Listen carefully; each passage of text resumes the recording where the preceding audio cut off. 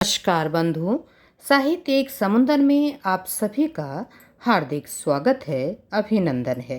आइए आज हम सब हरियाणा प्रादेशिक लघु कथा मंच सिरसा द्वारा 30 अक्टूबर 2022 रविवार को आयोजित अखिल भारतीय लघु कथा सम्मेलन कार्यक्रम में डॉक्टर पुरुषोत्तम दुबे भैया को लघु कथा सृजन में आयाम की खोज और भाषिक सर्जनात्मकता के विषय पर बोलते हुए सुनते हैं। कथा जगत के नामचीन लघु कथा पर, लेकिन चूंकि मैं आयाम पर बात करने आया हूँ और भाषा की सृजनात्मकता पर बात करने आया हूँ। सभी नाम मेरे परिचित हैं, मैं सबको जानता हूँ, लेकिन सबसे बड़ी बात होती है कि लघु कथा में आयाम की तलाश और आयाम के परिशिष्ट खोलने वाला होता कौन? वो कौन है दृष्टि संपन्न व्यक्ति जो अपनी दृष्टि संपन्नता के साथ अन्वेषी होकर के आयाम को दस्तक देता है? वो होता है लघु कथा लेखक, और उससे बड़ा होता है लघु कथाओं का संपादक। मैं बात करना चाहूँगा, क्योंकि मैं सोच रहा था मेरी एक सबसे बड़ी कमजोरी है कि मैं चीज़ों को लिख नहीं पाता, लेकिन मैं अपने समय का भी अतिक्रमण नहीं करूँगा। मैं जानता हूँ कि मेरी समय सीमा कितनी है, मेरी शब्द सीमा क्या है, लेकिन बात की कहीं ना कहीं से शुरुआत की कड़ी को तो मुझे टटोलना पड़ेगा। इसलिए मैं कह रहा था कि एक संपादक लघु कथा में आयाम की खोज करता है। वह संपादक अपनी टेबल पर बैठा हुआ संपादक नहीं है, वह अन्वेषी, क्योंकि उसकी जिम्मेदारी है कि जिस विधा को वह संपादन करने जा रहा है वह विधा की नब्ज क्या है, वह विधा किस करवट पर जा रही है। तो बात करना चाह रहा था मैं हमारे वर्तमान समय के सशक्त और यशस्वी संपादक योगराज प्रभाकर जी से और भाई जगदीश राजपूत जी से। ये दो शख्सियतें ऐसी जो मौजूदा दौर के संपादक के रूप में अपने उन कर्तव्यों का निर्वहन कर रही है जिसकी हम अपेक्षा रखते हैं, नई पीढ़ी अपेक्षा रखती है, लघु कथाकार अपेक्षा रखते हैं और समय अपेक्षा रखता है। समय की मांग है। Time is our task master and time is our arch enemy of man. समय हमारा शत्रु भी हो, समय हमारा मास्टर भी। बात मैं वहाँ से शुरू करूँगा कि अभी ताज़ी बात से मैं शुरू करना चाहूँगा कि अभी लघु कथा का एक पुरुष लघु कथाकार केंद्रित अंग योगराज प्रभाकर जी ने लघु कथा विशेषांक लिखा। मतलब ये है कि जितने भी लघु कथाकार उसके अंतर्गत है, तकरीबन 101 शायद, जितने भी लघु कथाकार उसके अंतर्गत है वे लघु कथाकार नहीं हैं, लेकिन लघु कथाकार से पहले वे अन्वेषी।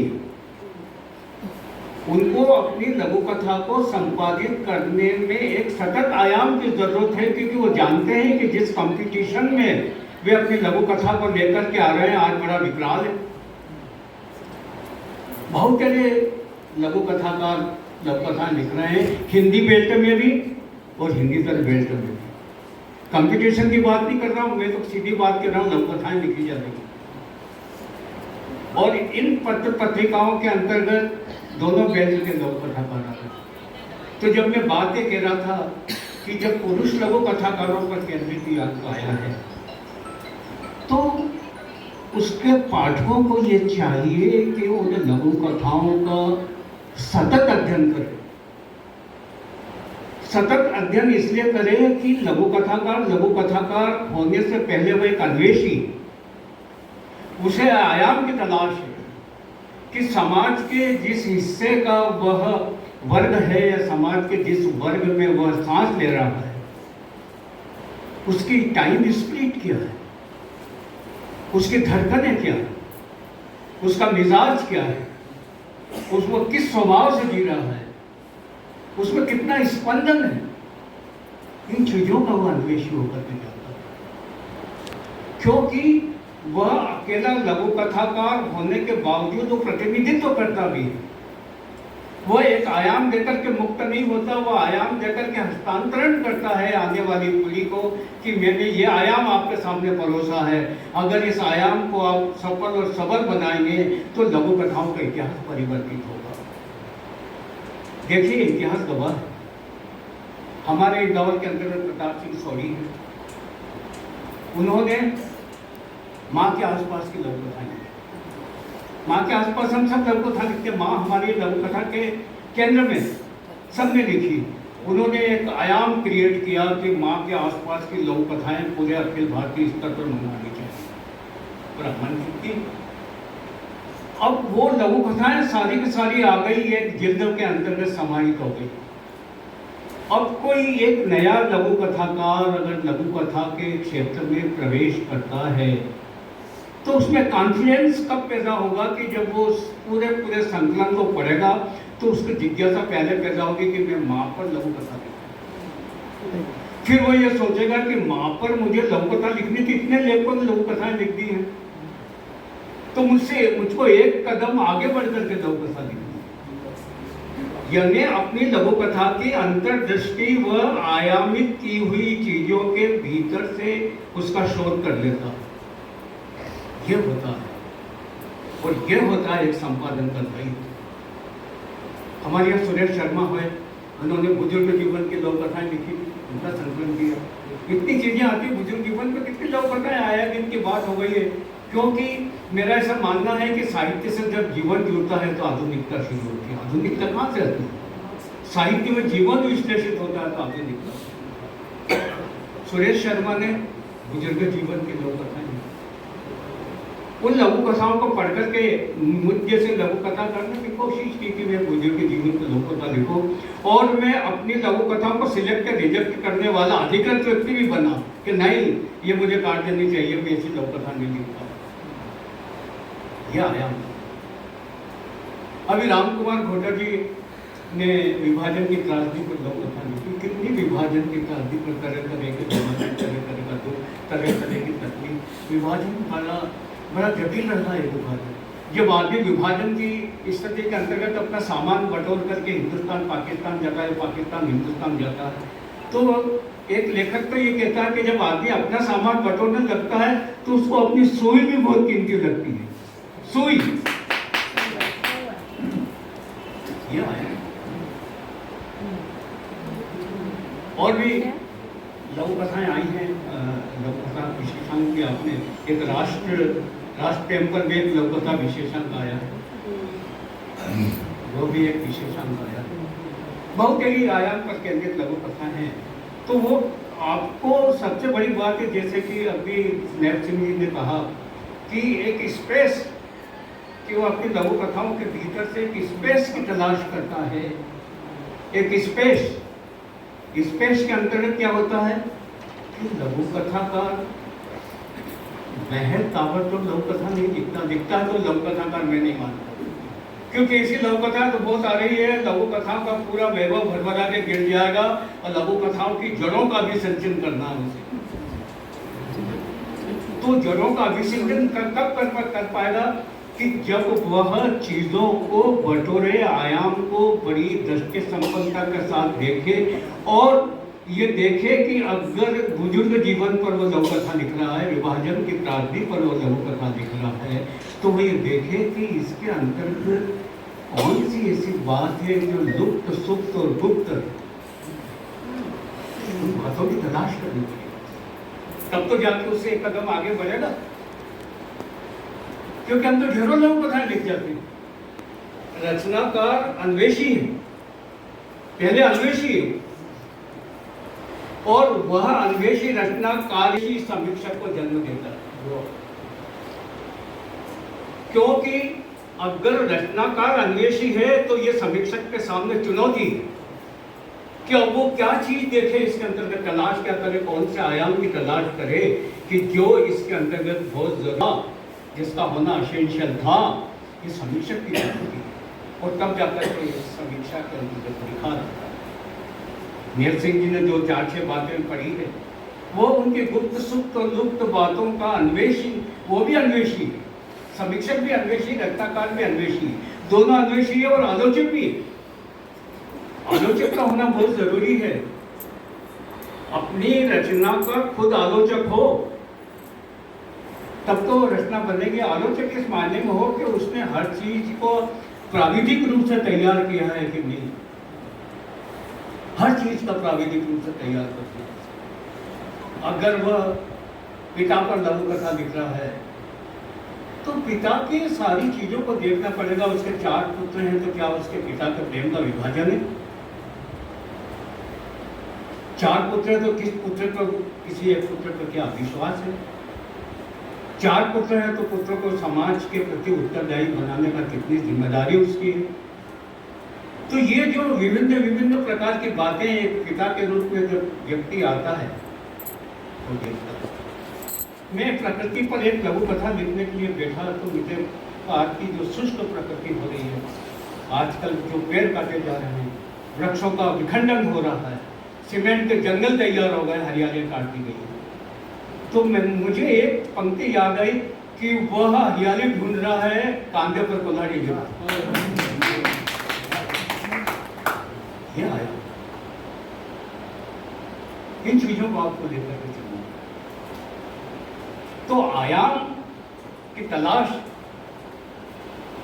सबसे पहली जिम्मेदारी, और जिम्मेदारी लेखक की सबसे बड़ी है कि जो पत्रिकाएं आ रही है, समकालीन पत्रिकाएं, इनके भीतर इनकी धड़कनें क्या है, ये क्या कह रही है पत्रिकाएं,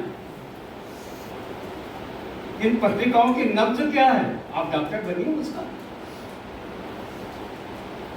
मैं तो मेरे भाई योगनाथ करवलकर जी को हमेशा कहता हूँ कि मैं सुना भी देता हूँ कि मैंने ये लोगों था पढ़ी, 8 पढ़ी, 7 पढ़ी, 5 पढ़ी, 6। मैं जब वो पत्रिका आती मेरी तकिए के सिराने के नीचे रख लेता हूँ और गाय बगाए उसको पढ़ता रहता हूँ। मैं ये देखता हूँ कि इनमें वो क्या चीज है कि जो समय की धड़कनों को प्रभावित कर सकती है और नए लघु कथाकारों को लघु कथा लिखने के स्पंदन पैदा कर सकती, तब जाकर के आजाद की कथा।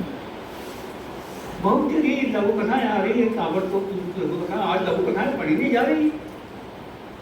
क्यों नहीं पढ़ी जा रही है? क्योंकि लघु कथा के पाठक जिस समय में जिंदा है, जिस समय में सांसें ले रहा है, जिस समय का वे अनुशीलन कर रहे हैं, उस समय को तो लाओ लघु कथा में। कहीं से तो पाठक गर्दन हिला। आप तो अपनी बातें रखे जा रहे हो। आपने तो सोच लिया मैंने लघु कथा लिख दी। ये फैसला थोड़ी है आपका। और फैसला करने वाले हो कौन हो आप? कौन होते हैं फैसला करने वाले? फैसला करने वालों के बीच में तो आप लघु कथा ले जा रहे हो, तो साहस पैदा करना पड़ेगा, हिमाकत पैदा करनी पड़ेगी, बल होना पड़ेगा, तब जाकर के आप लघु कथा का रूप दे पाएंगे। और उस रूप से फिर लघु कथा की जो आत्मा बनेगी, वह आत्मा अपने युग को प्रतिनिधित्व करने वाली लघु कथा होगी। और वह लघु कथा निस्संदेह प्रेरणास्पद लघु कथा होगी। अभी मुझे मेरा सौभाग्य था, मैं योगराज जी को और भाई लरिया जी को धन्यवाद दूंगा कि मुझे मिलने के प्लेटफॉर्म पर जो मेरा सपना था खड़े होने का मौका दिया। वहाँ पे एक सवाल उठा था और ये सवाल ये था कि हम हिंदी प्रांतों से आने वाले क्या पंजाबी की लघु कथा समझ पा रहे हैं? मैंने अपनी एक बात स्पष्ट रूप से कही थी कि दर्द न उपन्यास में होता है, दर्द न कहानी में होता है, दर्द न नाटक में होता है, दर्द न लघु कथा में होता है, दर्द कहने वाले के लहजे में। हमारे जो पंजाबी लघु कथाकार में लहजा परोस रहे थे, उनकी बॉडी लैंग्वेज से जब हम समझ जाते हैं तब फिर लघु कथा समझने में क्या एतराज है? क्योंकि एक आयाम तो आ रहा है ना उसमें। तो ये जो आयाम का विस्तार है, ये इस सदन के अंतर्गत बैठे हुए सभी से मेरी गुजारिश है कि परिपक्वता उनके पास है, लेखनी उनके पास है, पुस्तकें उनके पास है, नए नए अनुभवों को संचित करके वे अपना संप्रेषण को प्रस्तुत कर रहे हैं, तो फिर कम से कम उनको इतना अटेंशन तो अपने को रखना चाहिए, ट्रस्ट तो करके करना, तब जाके लोगों को। दूसरी बात, मैं भाषा की सृजनात्मकता के बारे में एक मोटा उदाहरण मैं हमेशा देता हूँ कि मैथिली शरण जी गुप्त हमारे देश के राष्ट्रकवि। मैथिली शरण गुप्त का नाम एक दिन, चाहे किसी न किसी दिन, असंख्य दिनों के बाद साहित्य के मनीषी भूल जाए, लेकिन मैथिली शरण गुप्त जी ने जो भाषा की सृजनावस्था हिंदी साहित्य को दी है या साहित्य को दी है, वो कोई नहीं भूल सकता। Creativity of the language Maithili Sharan Gupt दे पाए, उसकी वजह से मैथिली शरण गुप्त को भाषा मिली कैसे थी? उनको तो पलने में झूली हुई द्विवेदी युग की भाषा मिली थी, पलने में झूली हुई छोटे बच्चों की तरह, जो पलने में अपने हाथ पर चला रही है। गुप्त जी ने उस भाषा को पलने से उतारा, उसको घुटुन चलाना सिखाया, उसकी आंगली पकड़ करके उसको सयानी बनाया, और आगे चल करके जब वो बड़ी बना दी उस भाषा को, तो उसको पाणी ग्रहण संस्कार छायावाद के कवियों के साथ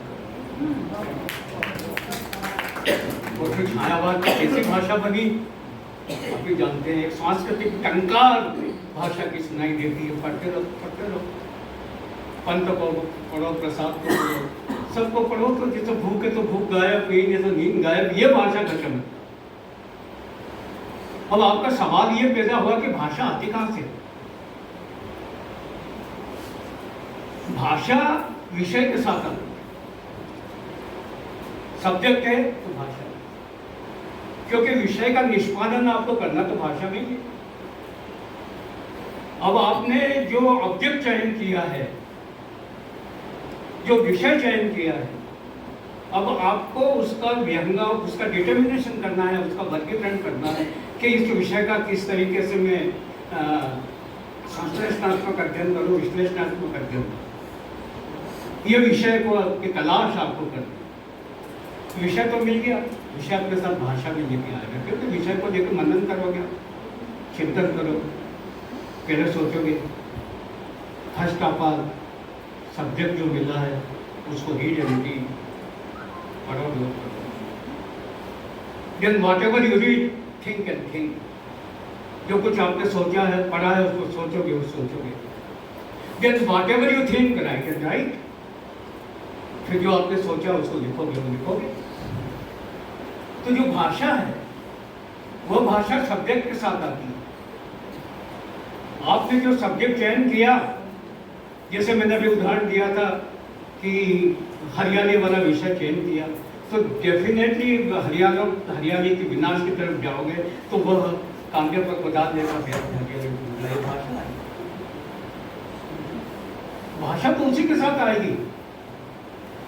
कई चीजें होती है जो भाषा के साथ, जो विषय के साथ जुड़ी हुई है। अब सवाल ये है कि विषय का अन्वेषण कैसे करना, उसके लिए पत्रिकाओं का जिक्र करें, उसके लिए सेमिनारों का जिक्र करें, उसके लिए लघु कथा जो तात्कालिक रूप से पढ़ी गई उनका जिक्र मैंने किया, उसके लिए जो तात्कालिक रूप से उन पढ़ी हुई लघु कथाओं का समीक्षा करने के लिए आपके सामने जीवंत रूप खड़े हुए, उनका मैंने जिक्र किया। उन्हें समझें, देखें। ये जो शेड्यूल बनाया जाता है, जो डेस्क पर रखा जाता है कि आपके सामने ये शेड्यूल है, ये शेड्यूल ऐसे नहीं है। इसमें भी एक अन्वेषी दृष्टि काम करती है कि इसमें ये होगा, इसमें ये होगा, इसमें ये होगा। ये 4 सत्र के अंतर्गत बांटा गया। मुझे इसलिए भी अच्छा लगा इस शेड्यूल के अंतर्गत कि इसके हर सत्र का विमोचन अलग होगा, हर सत्र की समीक्षा अलग होगी। शायद मेरे सुनने के बाद आप जो नेक्स्ट व्यक्ति आएगा उसमें आप आयाम की तलाश करेंगे कि कैसा आयाम, कितना आयाम। तो जो भाषा है वो भाषा इस तरीके से आपके भीतर है, लेकिन अध्ययन सर्वोपरि है भाई। लोककथा पढ़ी नहीं और लोककथा लिखने बैठे तो लोककथाएं पढ़नी पड़ेगी। ये लोग, ये संपादक लोग खून दे दे के भरना पड़ते हैं दर्द खाली गिलास में। ये संपादक लोग कथाएं परोस रहे हैं, ये अपने समय की स्प्रिट को आपके सामने ला रहे हैं। कितना दिमाग लगाना पड़ता होगा। योगराज भाई मुझे बताते हैं कि 10 दिन से सोया नहीं सर, ये झूठ थोड़ी है, क्योंकि उनको उसमें से उस चीजों की तलाश करनी है जो लघु कथा को लघु कथा कह देने भर से संतुष्ट नहीं होती, बल्कि लघु कथा को अपनी मौजूदा स्थिति से 2 कदम आगे बढ़ाने की बात, ये बात जो कहनी थी मैंने बहुत समझ लिया, लेकिन बावजूद इसके मैं आज यहाँ पर जिन लोगों ने लघु कथा का पढ़ी है उनको भी साधुवाद देता हूँ। नई अन्वेषी खोज की लघु कथा पढ़ी है, नियत सिंह जी को साधुवाद देता हूँ कि उसमें लोगों के सुप्त दुप्त बातें थी, उसको जाहिरा तौर पर हमारे सामने रखा। और सबसे सर्वोपरि रूप से उन लघु कथाकारों को मैं अपनी ओर से साधुवाद और शुभकामना देता हूँ जिनका इस मंच से उनकी लघु कथा को विमोचन हो।